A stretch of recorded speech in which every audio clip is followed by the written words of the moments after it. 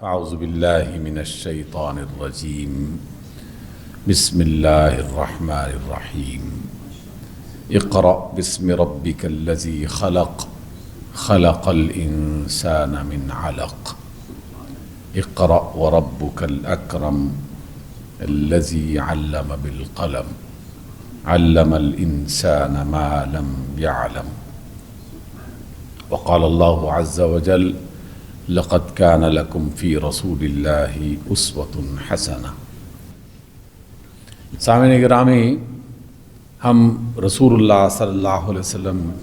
کی سیرت ایک تسلسل کے ساتھ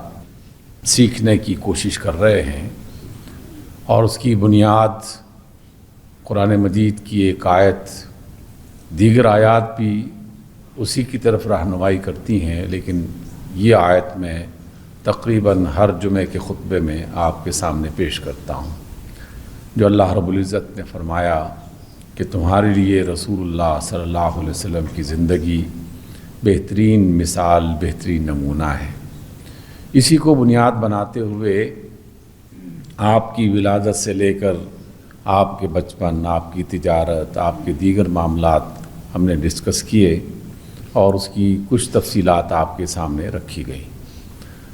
وہ مرحلہ اب آ جاتا ہے کہ جب آپ علیہ الصلاۃ والسلام زندگی کے اس مرحلے میں داخل ہو گئے جس میں عقل اور شعور پختہ ہو جاتی ہے، اور اللہ نے اپنی کتاب حکمت میں بھی باقاعدہ اس بات کا ذکر کیا کہ انسان کی عمر میں 40 برس ایک ایسا وقت ہے یا عمر کا ایک ایسا حصہ ہے جب انسان کی عقل پختہ ہو جاتی ہے، شعور بہتر ہو جاتا ہے، اسے ایسے تجربے بھی مل جاتے ہیں، بہت کچھ سیکھنے کے لیے جو بھی اس کے ذرائع موجود ہوں، تو وہ ان ذرائع سے ایک نسبتاً بہتر فیصلہ کرنے والا بن چکا ہوتا ہے۔ آپ علیہ السلام جب اس عمر کو پہنچ رہے تھے تو اس کی ابتدا مختلف روایات میں اور مستند روایات میں جو بتائی گئی کہ آپ علیہ السلام پر اللہ تعالیٰ کی طرف سے خاص رحمت جو نازل ہونا شروع ہوئی، اس کی بنیاد سچے خوابوں کی صورت میں آپ کو عطا کی گئی۔ آپ علیہ السلام خواب میں جو کچھ دیکھتے تو چند ہی دنوں کے بعد وہ خواب سچا ہو جاتا، جو آپ دیکھتے تھے اس کی حقیقت سامنے آ جاتی، اور یہ رب ذوالجلال کا ایک مستقل عمل رہا ہے اور اب بھی موجود ہے۔ آپ علیہ السلام نے فرمایا کہ لوگوں، نبوت کا سلسلہ ختم ہو گیا، اب میرے بعد کوئی اور نبی نہیں آنے والا، لیکن اللہ تعالیٰ اپنے بندوں کی رہنمائی کے لیے سچے خوابوں کی صورت میں کچھ نہ کچھ سلسلہ جاری رکھتا ہے۔ اور آپ نے ایک دوسری روایت میں فرمایا کہ اگر نبوت کے 46 حصے بنائے جائیں تو ان 46 حصوں میں سے ایک حصہ سچے خواب ہیں۔ لیکن آپ علیہ السلام نے اس کے ساتھ ساتھ یہ بھی رہنمائی فرمائی کہ سب سے پہلی بات تو ہمیشہ ذہن میں رکھنی چاہیے کہ کوئی بھی شخص محض اپنی شہرت کے لیے، اپنی ناموری کے لیے، یا کسی بات کو لوگوں کے سامنے سچا ثابت کرنے کے لیے کوئی من گھڑت خواب لوگوں کو نہ بیان کرے، کیونکہ من گھڑت خواب، جھوٹا خواب، یہ اللہ تعالیٰ کی طرف ایک ایسی نسبت ہو جائے گی کہ جس میں جھوٹ شامل ہوگا۔ تو جو بھی اللہ پر اور اس کے رسول پر کوئی جھوٹ بنا کے پیش کرتا ہے تو اللہ تعالیٰ اسے پسند نہیں کرتا۔ اس کے لیے جو سزا وہ دینا چاہے گا اس کا فیصلہ تو وہ خود کرے گا، لیکن جھوٹے خواب جو ہیں وہ اللہ تعالیٰ کے نزدیک ناپسندیدہ اور ایک گناہ کے زمرے میں آتے ہیں۔ جھوٹ زندگی میں ویسے ہی ناپسند کیا جاتا ہے۔ عام زندگی کے معاملات کو جو جھوٹ کی بنیاد پر چلانے کی کوشش کرتے ہیں، تو رسول اللہ صلی اللہ علیہ وسلم نے کئی بار اس بات کا ذکر فرمایا۔ قرآن مجید کی 20 آیات ہیں جو اس طرف رہنمائی کرتی ہیں کہ انسان کا جھوٹ در حقیقت اس کو بے اعتبار بنا دیتا ہے، اس کا لوگ اعتبار نہیں کرتے، اور اللہ تعالیٰ کے ہاں وہ شخص اگر مسلسل جھوٹ بولتا رہے تو تو وہ کذابین میں شامل ہونے لگتا ہے۔ تو خواب میں بھی اگر کوئی شخص کوئی چیز اس نے نہیں دیکھی تو پہلی بات یہ ہے کہ جھوٹ کو شامل مت کیا جائے۔ بدقسمتی سے ہماری دنیا میں اور ہمارے جاننے والوں میں سے اور آپ لوگوں کے بھی لوگوں کے جاننے والوں میں سے معروف لوگوں نے بہت سارے جھوٹ گھڑے اور اس کی بنیاد پر اللہ اور اس کے رسول کے راستے سے لوگوں کو بھٹکانے کی کوشش کی۔ جو بھی شخص دنیا دار بن جاتا ہے دنیا طلبی میں اور دنیا کو حاصل کرنے میں، وہ کسی سچ اور جھوٹ کا خیال نہیں رکھتا، تو پھر ایک وقت آتا ہے کہ اسے جھوٹ بولنے میں کوئی بھی پریشانی نہیں ہوتی، پشیمانی نہیں ہوتی۔ وہ پھر باقاعدہ اللہ کی بات بتانے کے لیے کوئی نہ کوئی نیا جھوٹ گھڑ لیتا ہے۔ خود رسول اللہ صلی اللہ علیہ وسلم کے زمانے میں بہت سے لوگوں نے جھوٹی نبوت کا باقاعدہ دعویٰ کیا اور یہ سلسلہ بھی چلتا آ رہا ہے۔ تیسری بات اس حوالے سے یہ آپ کی خدمت میں پیش کرنا چاہتا ہوں، آپ کی تعلیمات اور اللہ کے نیک بندوں کی تجربے اور ان کے فرامین سے یہ بات بھی پتہ چلتی ہے کہ اگر کسی شخص کو کوئی خواب دکھائی دے تو وہ اپنا خواب ہر کسی بندے کو نہ بتائے۔ جو اس کا خیر خواہ ہے، جس کے بارے میں اس کو یقین ہے کہ یہ اس سے تعلق رکھتا ہے، محبت ہے، یا کم از کم اس کے بارے میں بدی نہیں سوچتا، ایک اچھی بات ہی اس کے بارے میں سوچتا ہے، اور ویسے بھی اپنے معاملات میں نسبتاً بہتر سچا آدمی ہے، کھرا آدمی ہے، تو اپنے خواب صرف اس سے شیئر کیے جائیں۔ اس میں یہ بھی شرط نہیں ہے، قرآن و سنت کی روشنی میں ہمیں پتہ چلتا ہے کہ اللہ تعالیٰ دنیا میں ہر زمانے اور ہر علاقے میں کسی نہ کسی شخص کو یہ والی رحمت عطا کرتے ہوئے اسے خواب کے ذریعے سے کسی آنے والے وقت کی خبر دے دیتا ہے بعض اوقات، یا کوئی بات سمجھ میں نہیں آ رہی اس کی سمجھ عطا کر دیتا ہے۔ تو یہ اللہ تعالیٰ کا ایک رہنمائی کا سلسلہ چلتا رہتا ہے۔ قرآن مجید میں آپ دیکھیے نبیوں کے خواب سنائے گئے، سب سے معروف اور سب سے بڑا خواب وہ جناب یوسف علیہ السلام کا خواب تھا، جسے سورہ یوسف میں باقاعدہ پوری تفصیل کے ساتھ بیان کیا گیا۔ پھر ان کے والد کے ذریعے سے اس کی تعبیرات بتائی گئیں۔ پھر اسی زمانے میں اور انہی کے قصے میں سورہ یوسف میں فرعون کا ذکر ملتا ہے، جو اگرچہ مسلمان نہیں تھا، بت پرست تھا، لیکن اس میں خوبی روایات میں دکھائی دیتی ہے کہ وہ اپنے قوم کے ساتھ مخلص تھا، اپنی قوم کا خیر خواہ تھا، وہ اپنے معاملات نسبتاً اچھے انداز میں چلاتا تھا۔ تو اللہ تعالیٰ نے اس قوم کو فائدہ پہنچانے کے لیے اور ایک بڑے خطرے سے محفوظ کرنے کے لیے فرعون کو بھی باقاعدہ یہ خواب دکھایا،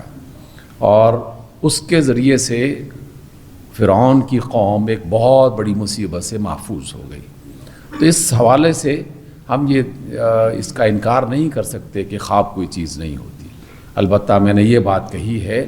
کہ خواب من گھڑت بنانا اور لوگوں کو بتانا یہ گناہ کے زمرے میں آتا ہے، لیکن بعض اوقات انسان وہم میں بھی مبتلا ہو جاتا ہے۔ جس بات کو وہ دن بھر سوچتا رہے تو وہ جو ہر وقت اس کے خیالوں میں بات بسی رہتی ہے، کبھی کبھار وہی خواب کی شکل میں یا کسی کیفیت میں اس کے سامنے آ جاتی ہے۔ اس لیے جو زیرک سمجھدار اللہ تعالیٰ کا نیک آدمی اگر کوئی ہوگا تو اسے اندازہ ہو جاتا ہے کہ یہ باقی اس کو خواب حقیقت میں آیا ہے یا محض ایک ذہنی پریشانی کا شاخسانہ ہے جس کی بنا پر وہ یہ بات کہہ رہا ہے۔ تو رسول اللہ صلی اللہ علیہ وسلم کو 40ویں برس کے آخری حصے میں یہ سچے خواب دکھائی دینے شروع کر دیے، اور یہ جیسے میں نے ذکر کیا کہ آپ علیہ السلام جو چیز بھی دیکھتے تو اپنے قریبی لوگوں سے اس کا ذکر بھی کرتے، اور چند دنوں کے اندر اندر وہ خواب حقیقت بن کے سامنے آ جاتا۔ پھر رسول اللہ صلی اللہ علیہ وسلم کی ایک عادت سی بن گئی کہ وہ تنہائی پسند ہو گئے۔ میں نے آپ کے سامنے کسی خطبے میں شاید یہ ذکر کیا ہوگا، اور یہ دوبارہ بھی ذکر کرنا کوئی بری بات نہیں ہے، کیونکہ کئی احباب نئے آتے رہتے ہیں اور ان کی مجالس میں کچھ لوگوں کو وہی بات اگر دوبارہ بھی سننا پڑ جائے تو اس میں کوئی خرابی کی بات نہیں ہے، یاد دہانی ہو جاتی ہے، بات تازہ ہو جاتی ہے۔ تنہائی پسند ہونا کسی خاص لمحے کے لیے، کچھ خاص وقت کے لیے، اللہ تعالیٰ نے اس کو ایک پسندیدہ بات قرار دیا ہے، اور رسول اللہ صلی اللہ علیہ وسلم بھی اس کو ایک پسندیدہ عمل قرار دیتے ہیں۔ خود آپ کی زندگی میں بھی یہ باقاعدہ داخل ہوا یہ حصہ۔ تو آپ تنہائی پسند ہو گئے، گوشہ نشینی اختیار کر لی۔ جو لوگ بھی مکہ جا چکے ہیں انہوں نے مکہ کی سرزمین کو یقیناً دیکھا ہوگا کہ آس پاس بلند و بالا پہاڑ اور چھوٹی پہاڑیاں اور ٹیلے اور غاریں، آس پاس ایک سنگلاخ قسم کی زمین ہے جو رسول اللہ صلی اللہ علیہ وسلم جہاں پیدا ہوئے، جہاں پلے بڑھے، تو وہاں ایک پہاڑ ہے جس کو آج کے زمانے میں اور اس قدیم زمانے سے ہی چل رہا ہے، اس کا نام، اس کو جبل النور کہا گیا کہ یہ نور کا پہاڑ ہے، کیونکہ رسول اللہ صلی اللہ علیہ وسلم سب سے پہلی وحی جو آپ نے بتائی وہ اسی جبل نور کی یہ غار میں فرشتہ جبریل امین ان کے سامنے آیا تھا اور اللہ کا پہلا پیغام آپ کو سکھایا گیا۔ اس وجہ سے غار حرا وہ آپ کے لیے ایک گوشہ نشینی کا ایک ذریعہ بن گیا۔ آپ وہاں ستو اور کھجوریں اور پانی وانی لے جاتے اور کئی کئی دن تک وہاں دن رات بسر کرتے اور اس میں غور کرتے رہتے، سوچتے رہتے۔ رسول اللہ صلی اللہ علیہ وسلم کی سوچ کا محور جو تھا، جو آپ جس چیز پر سوچا کرتے تھے، ہم سب کو بھی وہ سوچنا ضرور چاہیے۔ آپ علیہ السلام جب غور کیا کرتے تھے تو یہی باتیں سوچتے تھے کہ ہم دنیا میں کیوں پیدا کیے گئے ہیں، ہمارا مقصد وجود کیا ہے، اللہ تعالیٰ نے یہ پوری کائنات جو بنائی ہے اس کا مقصد کیا ہے، اور ہم جو زندگی بسر کر رہے ہیں کیا یہ زندگی صحیح ہے، کیا ہم کو اسی طریقے سے بسر کرنا چاہیے، یا اس میں کوئی خاص رہنمائی ہے اللہ تعالیٰ کی طرف سے جس کی روشنی میں ہمیں یہ زندگی گزارنی چاہیے۔ پھر دیگر لوگوں کے بارے میں بھی سوچتے رہتے کہ یہ لوگ جو مختلف قسم کی خرابیوں اور گناہوں میں مبتلا ہو چکے ہیں، بت پرستی کا شکار ہیں اور ظلم و زیادتی کا شکار ہیں، عریانیت ان کے اندر پائی جاتی ہے، بد اخلاقی ان کے اندر پائی جاتی ہے، تعصب میں برادریوں کا آپس میں جھگڑا ہوتا رہتا ہے، قبیلے آپس میں جنگ و جدال کرتے رہتے ہیں، تو ان کی خرابیوں کو بھی آپ علیہ السلام اکثر سوچا کرتے تھے اور یہ سوچا کرتے تھے کہ ہم ان خرابیوں سے کیسے انسانوں کو نکال سکتے ہیں۔ تو ہر انسان کو اپنے بارے میں یہ سوچنا کہ میرا مقصد وجود کیا ہے، مجھے کیوں تخلیق کیا گیا ہے، میرا اس دنیا میں رہنے کا اصل ہدف کیا ہے، یہ سوچنا لازم ہے۔ ایک بڑی تعداد ہماری دنیا میں ایسی ہے جو بس کھانے پینے اور سونے جاگنے کے علاوہ اور کچھ نہیں سوچتے، اپنے کھانے پینے کے بارے میں، کل کیا کھائیں گے، پرسوں کیا کھائیں گے، کل گزشتہ کیا کھایا تھا، کس گھر میں رہیں گے، اولاد کے لیے کون کون سی سہولتیں ہم فراہم کر سکتے ہیں، ہم سب اس چکر میں ہمیشہ پھنسے رہتے ہیں۔ لیکن ایک بہت بڑا سوال ہماری نظروں سے اکثر اوجھل ہی رہتا ہے کہ اللہ رب العزت نے ہمیں بے مقصد تو پیدا نہیں کیا، یقیناً کوئی نہ کوئی مقصد تو ہوگا۔ ہر چیز کے لیے اللہ تعالیٰ نے اس کی جینز میں اور اس کے اندر، اس کی تخلیق میں اس کے مقصد کو واضح کر دیا، اور اس کے مطابق وہ دنیا میں اپنی اپنی کارروائی پوری کر رہا ہے۔ درختوں کے اندر یہ بات سمیٹ دی ہے کہ اس درخت نے کون سا پھل دینا ہے، کون سے پھول پیش کرنے ہیں، پودوں کے اندر یہ چیز شامل کر دی گئی، جانوروں کی اللہ تعالیٰ نے جب تخلیق کی تو ان کی فطرت میں، ان کی جبلت میں یہ چیز شامل کر دی گئی کہ تمہارا مقصد کیا ہے۔ اس لیے جو گوشت دینے والے جانور ہیں وہ گوشت دیے جا رہے ہیں، جو دودھ دینے والے ہیں وہ دودھ دیے جا رہے ہیں۔ دنیا میں کوئی چیز ایسی نہیں ہے جو بے مقصد پیدا کی گئی ہے، اور ان تمام مخلوقات میں سے جو مخلوق اپنے آپ کو سب سے برتر، سب سے بہتر، باشعور، عقل مند سمجھتی ہے، ان کی غالب اکثریت اس کام سے بالکل بیگانہ رہ کر اس دنیا میں زندگی بسر کرتی ہے، اور وہ یہی ہے۔ یہ سوال ہر وقت ذہن میں موجود ہونا چاہیے کہ کیا ہم اس دنیا میں بس خامخواہ پیدا کر دیے گئے ہیں؟ کیا ہمارا کوئی مالک، کوئی مولا، کوئی حاکم موجود ہے یا نہیں ہے؟ کیا زندگی ختم ہو جائے گی تو بس ہم بھی جانوروں کی طرح ختم ہو جائیں گے، پودوں کی طرح ختم ہو جائیں گے، فصلوں کی طرح ختم ہو جائیں گے، یا ہمیں ایک نئی زندگی عطا کی جائے گی؟ تو تمام رسولوں نے یہ چند باتیں مستقل بتائی ہیں، تمام رسولوں نے، تمام انبیاء نے۔ تو اس بات کے غلط ہونے میں کوئی اس کا امکان نہیں ہے، اس لیے کہ ایک ہی سچی بات کو مختلف علاقوں میں، مختلف زبانوں میں، مختلف زمانوں میں اگر سارے کے سارے انبیاء مسلسل بتا رہے ہیں تو یقیناً وہ بات سچی ہوگی۔ تو اس پر پورا یقین اور ایمان رکھتے ہوئے کہ جناب یہ زندگی ہے، ہم جو بھی گزار رہے ہیں بالآخر اس زندگی نے ختم ہونا ہے، اور ہم آئے دن دیکھ رہے ہیں کہ جو بھی دنیا میں آیا ہے وہ جا رہا ہے، اور جو جا رہا ہے وہ دنیا میں واپس نہیں آ رہا۔ تو کیا بس اس کا سلسلہ ختم ہو گیا؟ تو اللہ اور اس کے رسول صلی اللہ علیہ وسلم باقاعدہ تفصیل سے اس کا ذکر کرتے ہیں کہ یہ زندگی جو ختم ہو رہی ہے، ایسا نہیں ہے کہ یہ بس ہمیشہ ہمیشہ کے لیے ختم ہو جائے گی۔ تو ان تمام تفصیلات کو بتانے کے لیے اللہ نے رسول اللہ صلی اللہ علیہ وسلم تک جس فرشتے کو بھیجا، اس وحی کا آغاز جن 5 آیتوں کی صورت میں ہوا، آپ میں سے بیشتر لوگ ان 5 آیتوں کے بارے میں جانتے ہیں، کئی بار اس کو سنا بھی ہوگا، لیکن جب بھی آپ اس کو پڑھیں تو یقیناً آپ کو ایک نئی اس میں ہمت اور نیا شعور اس کے اندر سے دکھائی دے گا، جس کی بنا پر انسان کو اپنے مقصد وجود کے بارے میں سوچنا آسان ہو جائے گا، اللہ کی کائنات پر غور کرنا آسان ہو جائے گا، اللہ کی صفات اور اس کی قدرتوں کو تلاش کرنا آسان ہو جائے گا۔ اس وجہ سے اللہ رب العزت نے رسول اللہ صلی اللہ علیہ وسلم تک جس فرشتے کو بھیجا،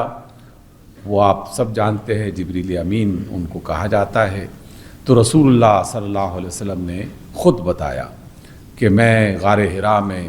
غور و فکر کی اس عبادت میں مصروف تھا کہ میں نے دیکھا کہ ایک شخص میرے پاس آیا اور اس نے مجھے کہا کہ آپ پڑھیے، اقرا۔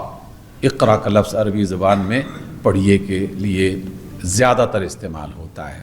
تو میں نے کہا کہ ما انا بقارئ، کہ میں پڑھنا نہیں سیکھا میں نے، یا پڑھنا نہیں جانتا۔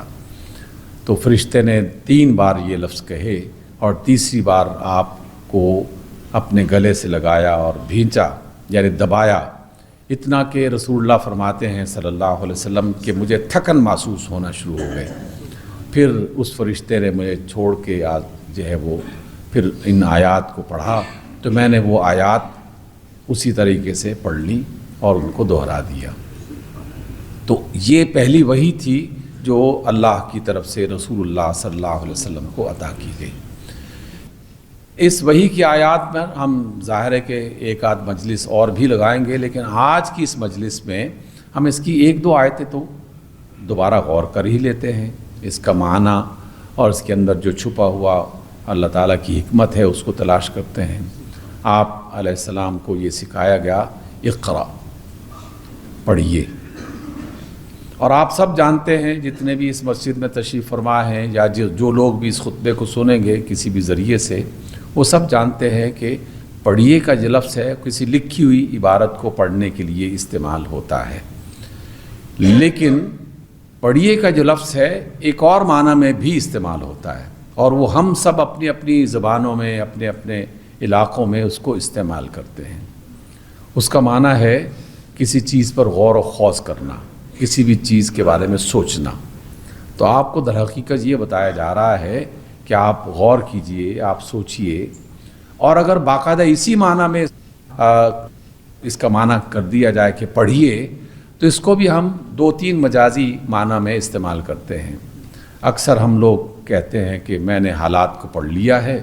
اور میں آپ کو یہ بتاتا ہوں کہ آئندہ یہ ہونے والا ہے، اور دنیا کے حالات، پاکستان کے حالات، دیگر ملکوں کے حالات، نیشنل اور انٹرنیشنل جو حالات ہیں وہ اس طرح تبدیل ہو رہے ہیں۔ تو یہ انسان جب اس کے بارے میں سوچتا ہے، اس سوچنے کو وہ پڑھیے کے لفظ سے لوگوں کے سامنے تعبیر کرتا ہے اس کی۔ ہم نے یہ بھی دیکھا ہے کہ بہت سے لوگ بہت زیرک سمجھدار ہوتے ہیں، وہ انسانوں کے چہروں کو پڑھتے رہتے ہیں، چہروں کو پڑھ کر ان کے بارے میں باقاعدہ تبصرہ کرتے ہیں، اور وہ تبصرہ اکثر اچھے ہوتے ہیں اور صحیح ہوتے ہیں، کبھی کبھار غلط بھی ہو سکتے ہیں، لیکن اکثر چہروں کو پڑھنا یہ بھی کئی زیرک سمجھدار لوگوں کا مشغلہ پہلے بھی تھا اور اب بھی ہے، اور ہم بھی دیکھتے رہتے ہیں کہ بعض چہرے آپ ان کو ملیں، دیکھیں، اور اندازہ ہو جائے گا کہ یہ کس طرح کا آدمی ہے، اس کے ذہین ہونے کا، اس کے اچھے ہونے کا، اس کے شریف ہونے کا، بہت ساری چیزوں کا اندازہ انسان کے چہروں سے لگا لیتا ہے۔ تو چہروں کو پڑھنا یہ بھی محاورتاً ہم استعمال کرتے ہیں۔ آج کی دنیا میں بیشتر لوگ جو علم سے کچھ نہ کچھ شناسا ہیں، واقف ہیں، وہ اکثر یہ بات کہتے رہتے ہیں کہ جناب میں نے اپنا ہاتھ فلاں کو دکھایا تھا اور اس نے لکیریں پڑھ کر مجھے بتایا کہ تمہارے ہاتھ کی لکیروں میں یہ لکھا ہوا ہے کہ تم کیا کچھ کر سکتے ہو اس دنیا میں اور کیا کچھ کرو گے۔ تو اس کے لیے بھی ہم پڑھنے کا لفظ استعمال کرتے ہیں، لیکن حقیقت میں وہ انسان کی لکیروں کو، ہاتھ کی لکیروں کو وہ دیکھتا ہے اور اس کے نشانات سے ایک بات اخذ کرتا ہے، اس کے بارے میں غور کرتا ہے، سوچتا ہے، اور اس کے سال ہا سال کے تجربات سے بعض اوقات وہ چیز واضح ہو جاتی ہے۔ تو ہم پڑھنے کا لفظ جو ہے وہ غور و فکر کرنے کے لیے بھی استعمال کرتے ہیں۔ تو اس لیے قرآن مجید کی پہلی آیت کا پہلا لفظ ہم سب انسانوں کو غور و خوض کرنا، فکر کرنا، سوچنا، اس کی طرف آمادہ کرتا ہے۔ اور میں نے آپ سے ذکر کیا کہ باقی چیزوں کے بارے میں تو اکثر سوچتے ہی رہتے ہیں، لیکن جو رسول اللہ صلی اللہ علیہ وسلم سوچا کرتے تھے، اس سوچ کو، اس فکر کو اپنی فکر بنا لینا، یہ بھی اللہ تعالیٰ کی طرف سے ایک تعلیم تھی کہ ہم کیا ہیں، ہمیں کس لیے پیدا کیا گیا، ہمارا مقصد وجود کیا ہے، اور ہمارا اس کائنات میں کیا حصہ ہے، میں کیا کچھ کرتا رہا ہوں، کیا کچھ کر سکتا ہوں، خلق خدا کی کیسے خدمت کر سکتا ہوں، برائیوں کو، خرابیوں سے کیسے بچا سکتا ہوں انسانوں کو۔ تو یہ ساری چیزیں ہماری سوچ کا حصہ ہونا چاہیے۔ لیکن اللہ رب العزت نے پہلی آیت میں دوسری بات بہت ہی بڑی کہہ دی، اور آج کے زمانے میں بھی وہ بے شمار بہکے ہوئے اور بگڑے ہوئے لوگ جن کے خیالات کو شیاطین نے قبضہ میں لے لیا ہے، جو باقاعدہ اس بات کا اعلان کرتے ہیں جیسے ایک زمانے میں کہا کرتے تھے، اور یہ آج کی بات نہیں ہے، بہت قدیم جہالت ہے جس میں آج کے پڑھے لکھے یونیورسٹی کے لوگ، اساتذہ اور شاگرد سب اور بہت سارے دانشور وہ یہ کہتے ہیں کہ جناب یہ کائنات بس خود بخود بن گئی ہے، اس کا کوئی بنانے والا نہیں ہے، ہم کسی اللہ کو اور یہ آخرت کو اور فرشتوں کو ہم نہیں مانتے۔ ان کی بنیاد کیا ہے؟ آپ سب لوگ جانتے ہیں کہ ان کی بنیاد بس ایک ہی ہے کہ ہم جس کو چھو کر پہچان نہ سکیں، جس کو چکھ کر پہچان نہ سکیں، جس کو سن نہ سکیں، جو ہمیں جو ہے وہ اپنے ہاتھوں سے ٹچ نہ کر سکتا ہو، جو ہمارے حواس خمسہ کے دائرے میں نہ آتا ہو، ہم اس پر کیسے ایمان لے کے آئیں، کیسے مان لیں کہ اللہ ہے، اور پھر اس پر عجیب و غریب قسم کے سوالات بنانا شروع کر دیتے ہیں۔ تو یہ جہالت اس زمانے میں بھی تھی جب رسول اللہ صلی اللہ علیہ وسلم اپنی قوم کی طرف آئے تھے، یعنی 1400 برس پہلے، اور اس سے پہلے بھی تمام انبیاء کے مختلف قوموں اور لوگوں نے اسی طرح کی احمقانہ جو ہے وہ بات رکھی تھی کہ جناب ہم اس بات کو کیسے مانیں کہ جس کا کوئی ثبوت، کوئی فزیکل ثبوت موجود نہ ہو، ہم اس کو دیکھ نہ سکتے ہوں، مل نہ سکتے ہوں، اس کے ساتھ بیٹھ نہ سکتے ہوں اسے، اور یہ ساری چیزیں حواس خمسہ ایک بنیاد بنائی گئی۔ اس کی بنیاد پر اللہ رب العزت نے پہلی آیت میں ہی باقاعدہ اس کا اظہار کر دیا گیا، اور اقرأ بسم ربک الذی خلق کی صورت میں یہ تعلیم دی کہ تم اپنے رب کے نام سے پڑھو، اور یہ جاننے کی کوشش کرو کہ جس پر بھی تم غور کرو تو یہ غور و فکر کرنا تمہیں اس طرف لے کے جائے گا کہ بالآخر تم یہ لازماً سوچو گے کہ یہ چیز میرے سامنے جو موجود ہے یہ کیسے خود بخود وجود میں آ سکتی ہے، یہ پہاڑ کیسے خود بخود بن سکتے ہیں، یہ زمین میں مختلف اگنے والی جو جڑی بوٹیاں ہیں، بے شمار ہزارہ قسم کے درخت اور پودے ہیں، یہ سب کے سب کیسے ایک منظم طریقے سے وجود میں آ سکتے ہیں۔ اور جیسے جیسے علم آگے بڑھتا چلا جاتا ہے ویسے ویسے انسان اس حقیقت کو زیادہ بہتر انداز میں جاننے میں کامیاب ہو رہا ہے کہ جناب اگر تو محض ایک ہنگامہ ہوتا، جیسے لوگ کہتے ہیں کہ بگ بینگ تھا، ایک ہنگامہ تھا اور اچانک کائنات وجود میں آنا شروع ہو گئی، تو ہنگامہ جو ہے وہ اتنی بہترین انداز میں تخلیق نہیں کرتا، وہ تو فساد کرتا ہے، وہ تو چیزوں کو پھیلاتا ہے، بکھیر دیتا ہے، لیکن اس کے اندر اتنی خوبصورت زندگی اور اس کے اندر اتنی اچھے انداز میں جو اللہ رب العزت کی حکمتیں اور اس کا کمال اور اس کی صفتوں کا جمال دکھائی دیتا ہے، یہ اتنی بہترین انداز میں، اتنے ایکوریٹ اور اتنے اچھے انداز میں یہ ساری چیزیں جو بنائی گئی ہیں، یقیناً یہ خود بخود نہیں بنی،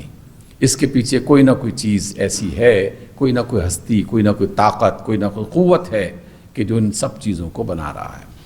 حضرات، جب آپ بسم ربک الذی خلق یہ پڑھتے ہیں تو یہ خلق جو ہے یہ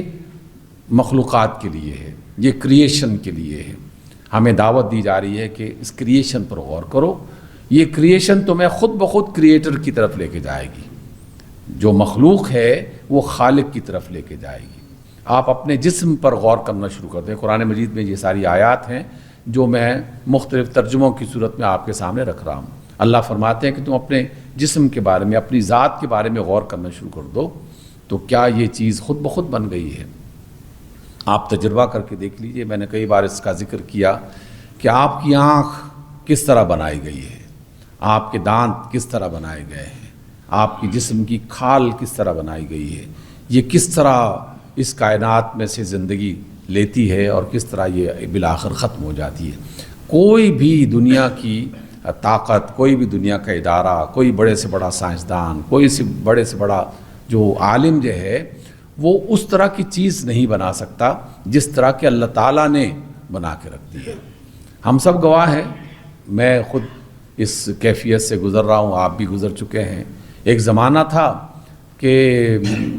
دانتوں کی کیفیت لوگوں کے سامنے مثال کے طور پر پیش کی جاتی تھی۔ ہم اتنے طاقتور تھے کہ جناب گھنٹوں گنے چھیل کے کھا لینا، اخروٹ دانتوں سے توڑ لینا، بادام دانتوں سے توڑ لینا، پھر آہستہ آہستہ وہ کمزور ہونا شروع ہو گئے، اور اب ڈاکٹرز بے شمار پیسے لے کر اس طرح کا کوئی دانت آپ کو نہیں بنا کے دے سکتا کہ جو بچے کے اندر اللہ رب العزت نے مفت میں بنا دیے۔ جیسے جیسے بچہ بڑا ہو رہا ہے اس کے دانت بھی بڑے ہو رہے ہیں، اس کی طاقت بھی بڑھ رہی ہے، اور اسی طرح تمام چیزیں۔ ایک دانت کا کیا ذکر کرنا، انسان کی جو کھال ہے اس پر غور کرنا شروع کر دیں، اس کے بالوں پر غور کرنا شروع کر دیں، تو اللہ رب العزت نے جو چیز بھی بنائی ہے باکمال بنائی ہے۔ تو ایسی باکمال چیزوں کو دیکھنے کے بعد بھی اگر کوئی شخص یہ کہے کہ یہ محض ایک ہنگامہ تھا، محض ایک دھماکہ تھا، محض ایک کوئی طوفان تھا، اس کی بنیاد پر یہ کائنات اس طرح بہترین انداز میں بن چکی ہے، تو یہ ایک کم عقل ہی کہہ سکتا ہے۔ کوئی بھی شخص اس حقیقت کو آسانی سے سمجھ سکتا ہے اگر وہ اس ایک نقطے کو جان لے کہ اتنی بہترین چیز یہ بغیر خالق کے، بغیر کریٹر کے نہیں بن سکتی۔ اس کو کسی نے بنایا ہے، اور وہ کسی کوئی بھی ہے، اس کا کوئی بھی نام رکھا جائے، وہ در حقیقت بالآخر اللہ ہی کی جو ہے وہ تعریف اور تعارف کا ذریعہ بنتا ہے۔ ہم اسے اللہ کہہ دیں۔ ایک زمانے میں ایل کہا جاتا تھا، ایک زمانے میں کوئی اور نام تھا، قدیم زمانوں میں اس کے بے شمار نام۔ اللہ تعالیٰ کی صفات جس طرح بے شمار ہیں، اسی طرح اس کے نام بھی بے شمار ہیں۔ تو زمانوں میں ہر زبان میں نام بدلتے رہے، لیکن تقریباً ہر زبان میں آنے والے جو مختلف انبیاء تھے وہ اسی بات کو بیان کرتے رہے۔ سامعین گرامی، بڑی آسان سی بات ہے، اور ہر عقل مند آدمی سے یہ سوال پوچھنا چاہیے، اور سب سے پہلے اپنے آپ سے پوچھنا چاہیے۔ میں اسی بات کو دہراتا ہوں، اسی جملے کو، کہ جب ہم تعلیم کے میدان میں داخل ہوتے ہیں، اسکول سے لے کر کالجز اور یونیورسٹیوں تک پہنچتے ہیں، پی ایچ ڈی کر لیتے ہیں،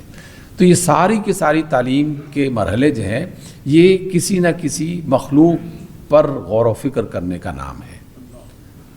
اور ہم پوری زندگی گزار دیتے ہیں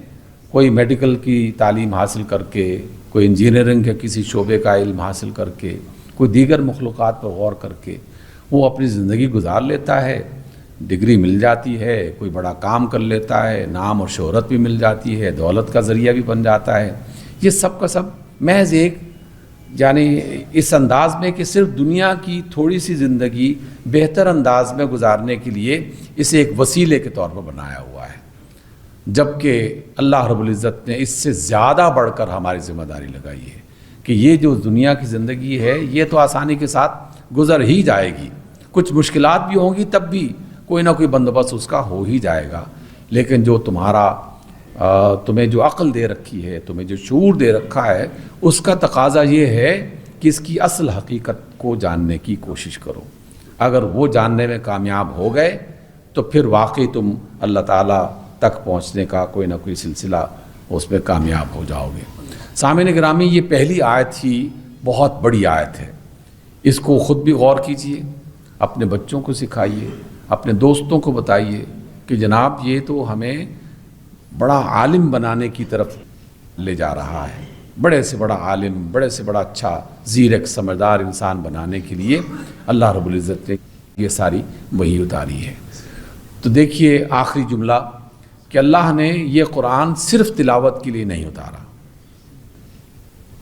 اور صرف اس لیے نہیں اتارا کہ یہ تسبیح پڑھ لو تو تمہارا گھر جو ہے وہ دولت سے بھر جائے گا، تمہارے حالات بہتر ہو جائیں گے، تمہاری نوکری میں ترقی ہو جائے گی۔ یہ ہم اکثر سوشل میڈیا پہ اکثر آج کل سنتے رہتے ہیں۔ قرآن اس لیے اتارا گیا ہے کہ قرآن کی ایک ایک بات کو سوچا جائے، سمجھا جائے اور اس کو اپنی زندگی کا حصہ بنایا جائے۔ اس لیے سامعین گرامی اس آیت کو یاد رکھیے، اللہ رب العزت فرماتے ہیں اقرأ بسم ربک الذی خلق، پڑھو، غور کرو اپنے رب کے نام سے جس نے تخلیق کیا ہے، جس نے کریٹ کیا ہے اس کائنات کو۔ جب اس مرحلے پر آپ داخل ہوں گے اور پورے شعور کے ساتھ داخل ہوں گے تو اللہ تعالیٰ اپنی کتاب کی حکمت اور کائنات کی حکمت آپ کو عطا کرے گا۔ اللہ تعالیٰ ہمیں زیرک اور سمجھدار بنائے اور اپنی کتاب کی حکمتوں سے آگاہ کرے۔